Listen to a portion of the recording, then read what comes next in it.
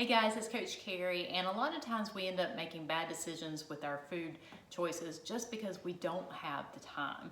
So a lot of times I will take my food right after I get home from the grocery store, and I will go ahead and make up like these packets in gallon-sized bags. And so this one tonight, we're gonna have Instant Pot cracked chicken, which is really good. And I just put my raw chicken in here, put all the ingredients in it, and then I'll label it and I'll put the instructions on here. So this is gonna go in my Instant Pot. And when I take it out from the freezer, I know I need to thaw it out, which I did earlier today.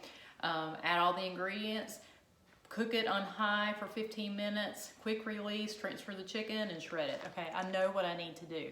I also put the title and the date. So this right here has been sitting in my freezer for 2 months now, waiting for me to have a night that I don't have time to cook, and tonight would be the night. So while I'm putting this in my Instant Pot, I'm going to be doing just a simple side dish like Brussels sprouts or asparagus or something green, and then I'm going to put my meal together in just a few minutes. So I'm going to show you this cracked chicken recipe right quick, and it's really delicious. All right, make good decisions.